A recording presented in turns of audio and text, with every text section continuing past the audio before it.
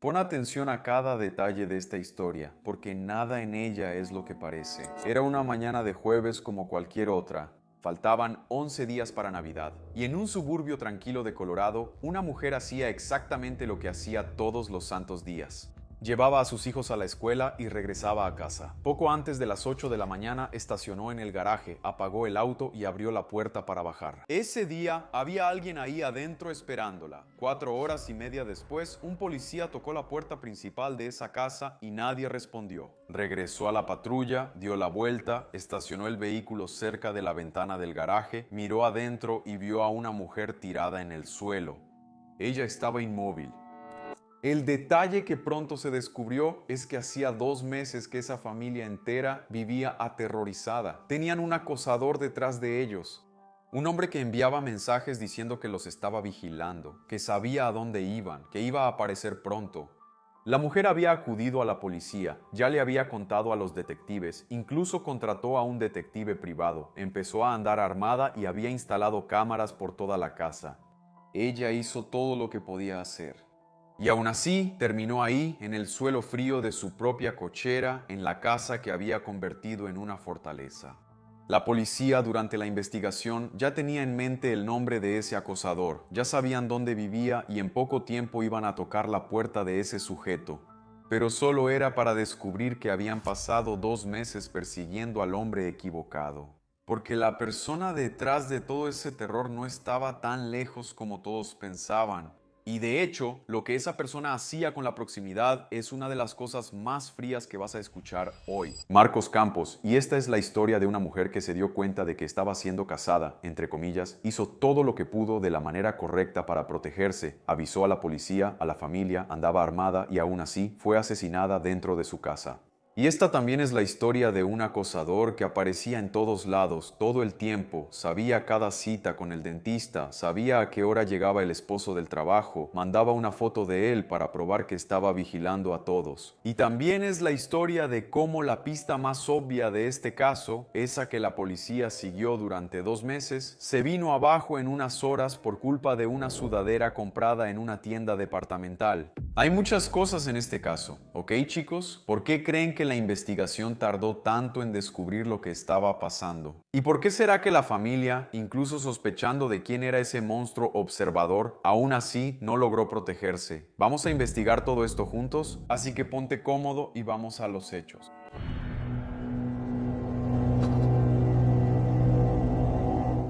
La sombra. Para entender lo que pasó en ese garaje, necesitamos regresar unos 2 meses en el tiempo cronológico de este caso, ¿vale? Hasta octubre de 2023. La víctima se llamaba Christy. Tenía 44 años, era ingeniera química, madre de 3 hijos. Era una de esas personas que parecen ser buenas en todo lo que hacen, ¿sabes? Tenía una mente buena para las matemáticas, la química, la física y al mismo tiempo tenía talento para las artes. Ella creció arreglando autos antiguos con su papá, pasaba horas en el garage de la casa de su papá, desarmando el motor, platicando sobre la vida. Era ahí donde padre e hija se entendían, fortalecían sus lazos, así que no es exagerado decir que para ella el garage era un lugar de cariño. Y bueno, el 2 de octubre de 2023, Christy recibió un mensaje extraño en su celular. Era de un número que no conocía, firmado por alguien llamado Anthony. El tipo decía que iba a pasar por la zona y preguntaba si ella quería encontrarse con él. Ella, evidentemente, no respondió. Al día siguiente, llegó otro mensaje del mismo número. Pero, esta vez, no había nada de educado en el mensaje. El tipo fue algo obsceno, agresivo e incluso terminó diciéndole que se matara para que él dejara de perder el tiempo. Está bien, muy insólito y extraño hasta aquí, ¿no? El tipo, de la noche a la mañana, pasa de vamos a encontrarnos a vete a matar. Alguien que hasta ese momento ni siquiera se había identificado bien ahí. Pero Christie sospechaba de quién podría ser ese tal Anthony. Eso porque Anthony Holland fue su novio en el pasado, allá en la época de la escuela, justo cuando terminaron la preparatoria y empezaron la universidad. Ellos estuvieron juntos poco tiempo, como un año más o menos. Ella tenía unos 17, 18 años, eso fue en los años 2000, o sea, hace más de 2 décadas. El papá de Christy incluso recordaba a ese sujeto, Anthony, con cariño. Era un tipo educado, simpático, de buenas maneras. El problema es que, según Christy, ese Anthony nunca había aprendido a aceptar un no. Ahí está el eslabón de esta cadena. En 2012 él reapareció de la nada y volvió a aparecer en 2005, en 2010 y en otros momentos muy aleatorios, así, a lo largo de la década de 2010, por ejemplo. Y siempre un mensaje aleatorio ahí por Facebook. Y mandaba ahí unos mensajes, a veces también medio extraños. Decía que ellos estaban hechos el uno para el otro. Y cosas por el estilo. En uno de esos intentos, entre comillas, de ese tal Anthony, incluso, la misma Christie le dijo que eso ya estaba poniéndose medio aterrador, que debía parar. Ella incluso llegó a borrar su cuenta de Facebook, pensando que se había librado del tipo para siempre. Y es ahí, después de años de silencio, que los mensajes de 2023 empiezan a aparecer de nuevo, y mucho más pesados que todo lo que había pasado hasta entonces. Christie hizo lo correcto, ¿verdad? Ella fue a la policía de Broomfield, habló con un detective llamado Andrew Martínez, y la conversación incluso fue grabada. Y hasta se puede ver en ella a una mujer tratando de mantener la calma, repitiéndose a sí misma que todo eso era para aterrorizar, para asustar, como si decir eso, ¿no?, ayudara a que no se derrumbara ahí emocionalmente, para dejar de sentir ese miedo real que estaba sintiendo. Pero mira, la cosa no se detuvo en los mensajes de texto, ¿ok? Empezaron a llegar cosas por correo electrónico. La dirección de correo electrónico que enviaba las amenazas tenía el apellido del ex ahí en medio, algo como Holland y Kicks. Y por eso, incluso la familia empezó a llamar al acosador por un apodo medio macabro, Kickman, por el tipo que pateaba. Y ese tal Kickman se fue volviendo cada vez más atrevido, ¿ok? En uno de los mensajes llegó una foto, y esa foto es muy importante para el caso, ¿ok? Era una imagen del esposo de Christian, Daniel, conocido como Dan, saliendo del auto frente a su trabajo. Una foto tomada de cerca, y el pie de foto que venía junto con el mensaje tenía un tono amenazante, de provocación. Preguntaba si ese era su esposo. Y fue esa foto la que hizo que Christian fuera a la policía por primera vez para contar lo que estaba pasando, porque hasta entonces todo era solo con ella. Ahora el acosador estaba mostrando que también estaba vigilando al esposo de ella. Días después llegó otro mensaje. Un mensaje diciendo que la había visto en el consultorio del dentista y que la vería pronto. El sujeto sabía que ella había ido al dentista. Además, sabía la hora en que el esposo llegaba de la oficina y también había estado muy cerca de él. Lo suficientemente cerca como para poder tomarle una foto, incluso. Para Christian, eso solo podía significar una cosa. Ella estaba siendo vigilada por alguien obsesionado, muy de cerca, todo el tiempo, en todas partes. Totalmente como una película de terror, ¿no? Y aquí entra un detalle que en ese momento parecía solo una capa más de horror. El esposo, Dan, también estaba siendo amenazado ahora. Él les contó a los detectives que estaba devastado, que ya no podía funcionar, entre comillas, bien, ¿no? Estaba afectado, estaba mal. Que una vez entró en pánico total en un supermercado, que alguien dejó caer una lata detrás de él, se desesperó. Decía que estaba haciendo un pésimo trabajo protegiendo a su esposa y a su familia. Era una pareja que literalmente vivía dentro de una pesadilla, con un vigilante invisible acechándolos. A estas alturas, la vida de Christian había cambiado bastante. Ella empezó a andar armada, como mencioné, y su papá, muy preocupado, le prestó una de sus armas. Y ella tomó clases de tiro, llenó la casa de cámaras de seguridad. Les contó todo a sus hermanos, a sus padres, e incluso los tres hijos sabían que había alguien muy loco detrás de su mamá y su papá. En una conversación con su hermana, Christian dijo una frase que, de hecho, la familia nunca olvidó, y probablemente nunca lo va a olvidar, que iba a ser ella o él, que uno de los dos iba a terminar muerto en esta historia. Y que ella iba a hacer todo para que no fuera ella. Ella ya hasta había localizado al enemigo, ¿ok? Cansada de esperar, contrató a un investigador privado por su cuenta y descubrió dónde estaba viviendo Anthony Holland, y era en Utah, a unos 800 kilómetros de su casa. Entonces llevó la información al detective Martínez. Y Martínez tomó una decisión que lo iba a atormentar por el resto de su vida. No fue tras Holland en ese momento. Su lógica era la del manual, digamos. Él quería reunir las pruebas primero, conseguir una orden judicial y solo entonces tocar la puerta del tipo para arrestarlo de una vez, en vez de aparecer ahí demasiado pronto, asustar al sujeto y tener que irse con las manos vacías, ¿sabes? Para conseguir las pruebas, entonces, él dependía de órdenes judiciales para las compañías telefónicas y de correo electrónico. Y esas empresas tardaron, se demoraron, y el proceso empezó a alargarse. Otro eslabón de esa cadena, esa demora burocrática. Christian, que vivía en pánico, evidentemente cada día de espera era una eternidad. Ella llegó a desahogarse con su papá, que sentía que la policía la había abandonado, que no estaban actuando con suficiente fuerza. Y fue en ese ambiente, 11 días antes de Navidad, que la espera terminó. La cacería. Bueno, ya sabemos cómo fue esa mañana del día 14, ¿verdad? Christian regresó, ¿no? De dejar a los niños en la escuela. Entró a su cochera poco después de las 8 de la mañana y nunca más salió de ahí por su propio pie. Y cuando el oficial John O'Hayer encontró su cuerpo por la ventana del garaje, fue como a las 12:30 del día. Él gritó por la radio que había una mujer tirada dentro de una casa. Toda la investigación ya tenía un sospechoso, solo uno, en la cabeza del detective Martínez, incluso. En ese primer momento, la conclusión era casi obvia. El acosador de Utah. Ese acosador había cumplido su amenaza. Vino, entró a la casa y mató a Christian. Eso era lo que 2 meses de mensajes muy siniestros ya venían anunciando. Así que esta vez la policía actuó rápido. Pocas horas después de que se encontrara el cuerpo, agentes de Utah rodearon la casa de Anthony Holland, allá en la ciudad de Eagle Mountain, cerca de Salt Lake City. Y es aquí donde la historia da su primer giro, porque el hombre que abrió esa puerta no era el que la policía esperaba encontrar. El hombre que estaba solo en casa, escuchó golpes en la puerta, abrió y se topó con un montón de policías. No tenía la menor idea de lo que estaba pasando. Cuando le preguntaron si conocía a Christian Krug, respondió de inmediato que sí. De hecho, fue su primera novia. Le preguntaron cuándo fue la última vez que habló con ella. Dijo que hacía bastante tiempo, por ahí de 2014, 2016, en un mensaje de Facebook. Dijo que le había dicho que la extrañaba. Él pensaba que la policía estaba ahí por ese mensaje antiguo. Quien le contó que Christian acababa de ser asesinada esa mañana. Los policías no estaban ahí para dar información. Estaban ahí para atrapar al tipo. Y la pregunta que importaba era muy simple. ¿Dónde estabas, sujeto? ¿Hoy puedes probarlo? Y Holland podía hacerlo. Unas horas antes había comprado una sudadera en una tienda departamental cerca de su casa. Tenía el recibo ahí en el bolsillo. El recibo marcaba la hora exacta de la compra, 12:16. Christian había sido atacado, alrededor de las 8 de la mañana allá en Colorado.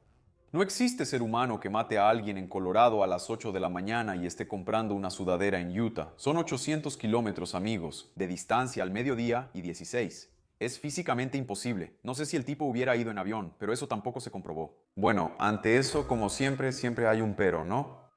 La sudadera no era la única cosa que él tenía ahí como coartada. Holland también mostró registros de su trabajo comprobando que había estado en Utah. ¿Está bien? Todos los días. Nunca puso un pie en Colorado. Nunca viajó. Los mensajes del acosador hicieron que todos creyeran que él estaba rondando la casa de Christian. Pero él estaba a 800 kilómetros de ahí, trabajando, viviendo su vida, sin tener idea de que él era el principal sospechoso de asesinato. Los policías hicieron una llamada, revisaron todo, regresaron y dijeron que él estaba libre. Anthony Holland, el supuesto Kickman, el monstruo de 2 meses de terror, el hombre al que toda la familia temía, fue descartado y definitivamente, en cuestión de horas. Y eso dejó la investigación en un callejón sin salida, sin ninguna pista, porque el único sospechoso que existía acababa de evaporarse. Si no fue el supuesto perseguidor, entonces, ¿quién demonios entró a ese garaje para matar a Christian? La dirección de los mensajes. Mientras todo eso estaba pasando allá en Utah, del otro lado, en Colorado, el esposo de Christian estaba en la comisaría. Había llegado corriendo a casa desde el trabajo al enterarse de la muerte de su esposa. Estaba destrozado. Un profesional de apoyo a las víctimas estaba ahí, de esas personas capacitadas para consolar a los familiares, ¿no? En estado de shock. No se despegó de él todo el tiempo. Ella contó después, incluso, que el hombre lloraba mucho, encogido ahí, y que su única preocupación en ese momento era una sola. Quería contarles a sus hijos lo que había pasado con su mamá. No quería que nadie más diera esa noticia. En los testimonios, el esposo contó que había sido una mañana absolutamente normal hasta entonces. Dice que las mañanas en su casa eran pura rutina, que los niños iban y venían de la escuela, que Christian parecía estar bien, ¿no? Cuando él salió para el trabajo. Él dijo que recibió un mensaje cuando ya estaba manejando hacia el trabajo de Christian. Decía si él podía ir a recoger a los hijos a la escuela después, que él respondió preguntando la hora y que ella nunca volvió a responder después de eso. Y fue eso, incluso según él, lo que lo dejó muy preocupado y lo hizo llamar a la policía para pedir que hicieran una verificación de bienestar. Cuando le preguntaron su teoría sobre lo que había pasado, él construyó toda una escena. Alguien debió haber tocado la puerta, tal vez Christian salió ahí para recoger un paquete y la persona entró y Christian era fuerte, ella era luchadora, ella habría reaccionado. Era el discurso de un hombre destrozado tratando de encontrarle lógica a su propia tragedia. Solo que del otro lado de la mesa, la investigación estaba con las manos vacías, ¿no? Al fin y al cabo. El perseguidor no era quien ellos pensaban que era. Fue ahí cuando entró el hombre que tal vez haya sido la pieza más importante de todo este caso. Perito forense digital de la policía de Broomfield, llamado Randy Pillock.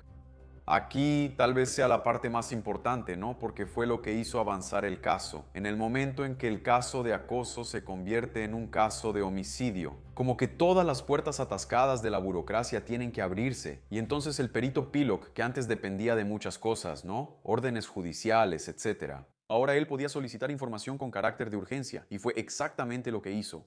4, 5 horas después de que se encontró el cuerpo, él ya estaba revisando esos mensajes que habían aterrorizado a Christian durante 2 meses. Y ese perito encontró algo que lo cambió todo, ¿ok? Los mensajes de acoso habían salido de 2 cuentas diferentes, pero los dos habían sido enviados desde el mismo lugar. La misma dirección de internet, ¿verdad? El mismo IP. Y esa dirección estaba en una agencia estatal de salud pública de Colorado, en Glendale. Estaba en una agencia estatal de salud pública de Colorado, en Glendale. Y ahora, quien adivine quién trabajaba en ese lugar se gana un dulce. Así es. El esposo de Christian trabajaba ahí.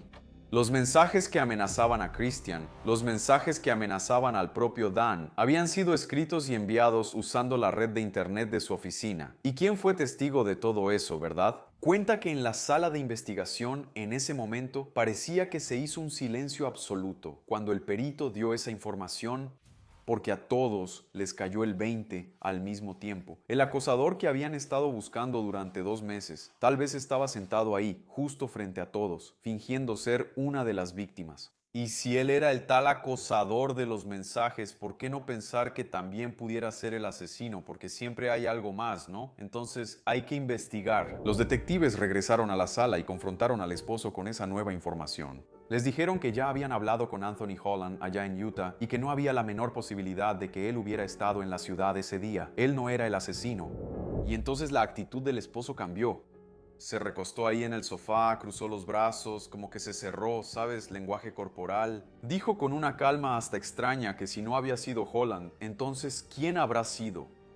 El esposo enlutado dijo que estaba aterrorizado de llevar a los hijos de vuelta a casa, con miedo de que el asesino aún estuviera suelto. Los detectives que estaban observando cada gesto notaron, sin embargo, que faltaba algo en ese hombre, ¿sabes? De repente, una falta de reacción más natural, un verdadero desespero. Eso ante la noticia, la de que el asesino de su esposa aún estaba suelto. Él estaba contenido, muy recto. Entonces pidieron tomarle evidencias físicas, muestras materiales y lo dejaron ir, porque aún no tenían pruebas suficientes para arrestarlo. Al salir, él siguió insistiendo en que el verdadero asesino seguía suelto e incluso hizo un llamado: que atraparan al culpable, que a él no le importaba si arrestaban o mataban al tipo, pero que, por favor, siguieran buscando y no asumieran que había sido él. El asesino le había quitado la madre a sus hijos justo en vísperas de Navidad. Y él estaba muy enojado por eso, y le pedía a la policía que siguiera buscando, que no se quedaran atorados con él como si fuera el sospechoso más evidente ahora. Mientras él decía eso, la máquina ya estaba trabajando en su contra, y cada cosa nueva que aparecía iba empeorando todo cada vez más. La autopsia confirmó la brutalidad de lo que había pasado en ese garaje. Crystal fue atacada por la espalda, golpeada varias veces en la cabeza con un objeto contundente, con 2 o 3 fracturas en el cráneo. Y después, cuando ella ya estaba caída e indefensa, él la volteó boca arriba y la apuñaló directo en el corazón. Para la fiscalía, esa última puñalada era totalmente innecesaria para matarla. Fue pura rabia, de verdad, control.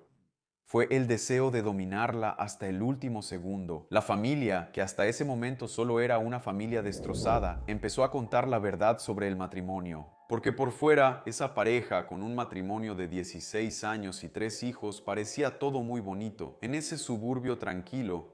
Pero por dentro, Crystal dormía en el sofá. Ya dormían separados. El esposo tenía un temperamento muy explosivo. Dicen que su rostro hasta se ponía rojo cuando sentía que estaba perdiendo el control, y la hermana de Crystal recordaba claramente haber visto esa cara.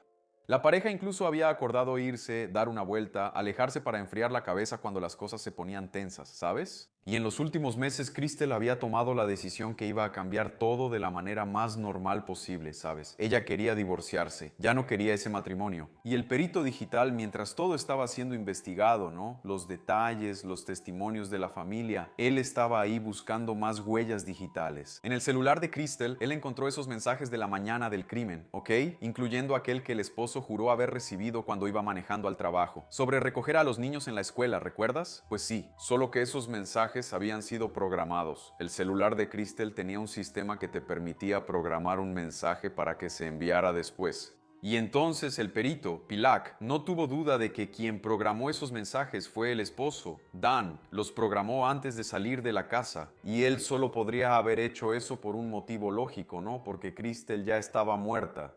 Y él necesitaba fabricar la ilusión de que ella todavía estaba viva y enviándole mensajes normalmente en el momento en que la pericia iba a estimar su hora de muerte. Era como una coartada escrita con el dedo, entre comillas, de la propia víctima.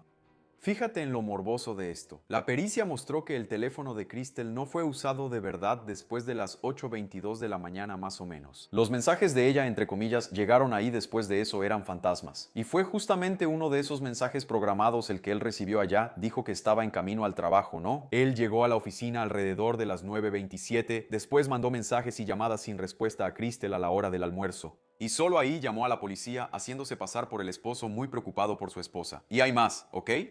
¿Recuerdas esa foto de él saliendo del trabajo que el acosador mandó para asustar a Crystal? Pues sí. El perito descubrió que el celular que tomó esa foto estaba en modo selfie, con temporizador. Nadie fotografió a Dan de lejos, escondido. Él mismo lo hizo. Puso el celular ahí en algún lugar, programó el temporizador y fingió que lo estaban fotografiando. Después se la mandó a su esposa fingiendo ser un acosador para reforzar que los dos estaban siendo vigilados. Él fingió su propia persecución.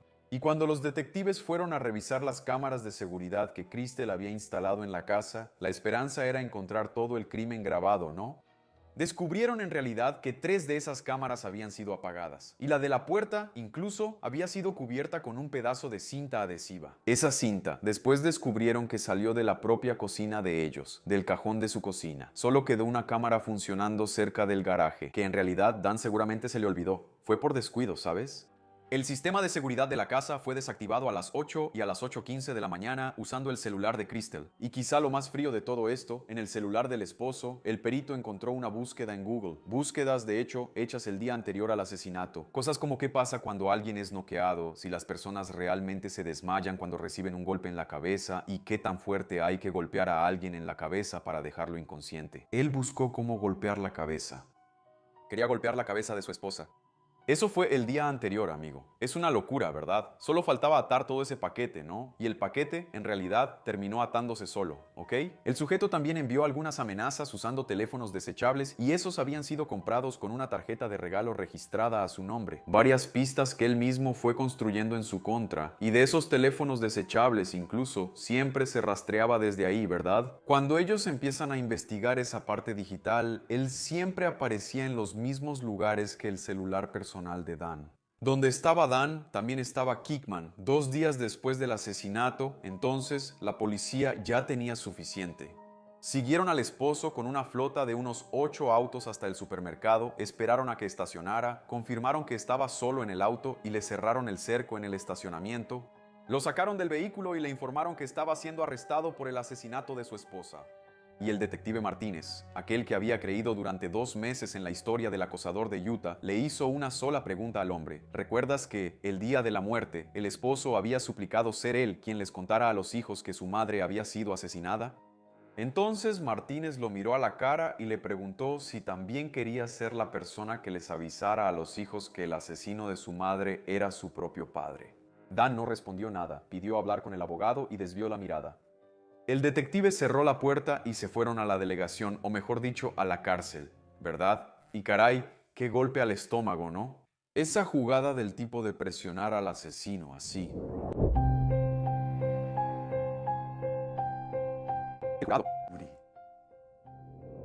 El juicio comenzó en abril de 2025, más de un año después del crimen. La acusación, dirigida por los fiscales, presentó al jury una imagen que no tenía nada que ver con el esposo frágil y perseguido de los primeros días. La teoría de la fiscalía era la siguiente. El matrimonio estaba terminando. Christian quería irse y el esposo no aceptaba perder el control sobre ella. Entonces, él inventó un perseguidor. Toda esa campaña, digamos, de terror, los mensajes, los correos electrónicos, la foto, la vigilancia, todo eso habría sido, al principio, una forma de engañar y empujar a Christian de vuelta a sus brazos. La idea sería hacer que ella sintiera mucho miedo en una situación de peligro todo el tiempo y que empezara a ver al esposo como un protector, un héroe, alguien que podría defenderla y alejarla de ese peligro. Pero no funcionó. El terror no trajo de vuelta a Christian. Al contrario, ella seguía decidida a separarse. Y según la fiscalía, fue en ese momento que la cosa cambió de si te asusto, te quedas conmigo, a si no te vas a quedar, tampoco vas a estar con nadie más. Hay un detalle, ¿ok? En los últimos días de vida, Christian empezó a desconfiar de su esposo. Según el propio testimonio de Dan, ella llegó a mirarlo a la cara y decirle que no podía descartar que él pudiera ser el acosador. Fíjate nada más. Y él lo negó en el momento claro. El relojito de la separación y la desesperación enfermiza en su cabeza seguía corriendo. Estaba a punto de perder a su esposa de cualquier manera. Y también a punto de ser desenmascarado como el hombre detrás de ese plan macabro para asustar a su esposa y a toda la familia. Por eso la esperó en el garaje esa mañana, decidido a matarla. La defensa no intentó negar lo que pasó, ¿ok? Lo que hizo el abogado fue atacar los huecos de la investigación. Y hasta es justo decir que sí existieron huecos ahí, ¿ok? El objeto usado para golpear la cabeza de Christian nunca fue encontrado. El cuchillo que se usó tampoco fue recuperado. El abogado insistió en eso. Y también que el celular de Christian no había sido analizado. No lo revisaron ni para huellas digitales ni para ADN y que no se podía asegurar algo que ni siquiera se tomaron la molestia de buscar. Señaló que los exámenes de ADN realizados en el pecho de la víctima tampoco encontraron el material genético del esposo y que no había nada de sangre en el auto. Para la defensa, faltaba la prueba física que relacionara las manos de ese hombre con el cuerpo de la esposa. El jurado escuchó a ambas partes por más de 2 semanas. Deliberó durante aproximadamente 1 día y medio. Y regresó con la palabra que se repitió 4 veces: culpable. Homicidio en primer grado, acoso con sufrimiento emocional extremo, acoso con amenaza y comunicación repetida, y suplantación de identidad, porque él de hecho había robado la identidad del tipo de Utah, que fue novio de Christian para montar todo esto. La jueza aplicó la pena que ese tipo de condena conlleva allá en Colorado, prisión perpetua sin posibilidad de libertad condicional. Y todavía le sumaron 9 años y medio más por las acusaciones de acoso y falsedad. Y entonces uno piensa que, condenado con todas esas pruebas digitales apiladas en su contra, el hombre finalmente se quitó la máscara. No lo hizo. En los días siguientes a su condena, ¿verdad? Él siguió haciendo videollamadas desde la cárcel para su propia familia, jurando que el jurado había sido, no sé, engañado, que se había equivocado, que nunca se había presentado una prueba concreta de verdad y que el verdadero asesino seguía suelto. Tanto así que los hijos necesitaban salir de Colorado porque podían ser los próximos objetivos. Siguió mintiéndole a la misma familia que ya había engañado por meses, hasta que su propio hermano, en una de esas llamadas, fue honesto. Dijo que el apoyo de la familia se estaba acabando, que por más que todos quisieran creerle, habían salido a la luz demasiadas cosas, y que parte de eso era imposible de explicar e ignorar, por más creativo que él intentara ser. Y ante todo eso, queda una pregunta pendiente en este caso, y es bastante incómoda. La policía sabía el nombre de ese supuesto perseguidor, ¿verdad? Sabía la dirección allá en Utah. Christian había entregado todo en bandeja de plata, con la ayuda de un investigador privado que ella pagó de su propio bolsillo. Y el detective del estado decidió esperar para reunir pruebas, hacerlo de la manera correcta, entre comillas, para no arruinar el caso en el momento de arrestar al tipo. Solo que el hombre en Utah era inocente, como vimos, y ese giro debió haber pasado mucho antes. Tal vez eso podría haber salvado la vida de Christian. El detective que llevó el caso dice que carga con eso hasta hoy, que el caso lo atormenta. Si pudiera volver en el tiempo, lo haría diferente. 11 días antes de Navidad, en el garage de la casa de la pareja, el esposo se quedó escondido, esperando a que su esposa regresara y llevara a sus hijos a la escuela. Para quitarle la vida, se necesita tener sangre fría y ser muy malo. Mucha maldad. Pobre de esos hijos, ¿verdad? Y la pobre Christian, que toda su vida había pasado horas y horas en un garaje, al lado de su papá, entre los autos que tanto les gustaban, que amaban. Perdió la vida en un garaje. Qué ironía trágica, ¿no? Y antes de terminar, hay más detalles sobre ese marido frío, que aún no les he contado. Una exnovia de él testificó en el juicio, y dijo que él ya le había hecho lo mismo a ella, décadas atrás. Creó varias identidades falsas para acosarla. Eso fue después de que terminaron, y la policía dijo que el patrón era el mismo que en el caso de Christian, pero en el caso de esa exnovia, él nunca fue acusado. Pero eso muestra que había un método en su forma de pensar, ¿no? Demasiado bizarro. Pero quiero saber qué piensas de todo esto. Cuéntamelo aquí, verifica tu suscripción al canal, hazte miembro si puedes, me ayudas mucho, y no olvides tu like, ¿de acuerdo? Una vez más, gracias por tu compañía, un beso del pelirrojo y hasta el próximo episodio.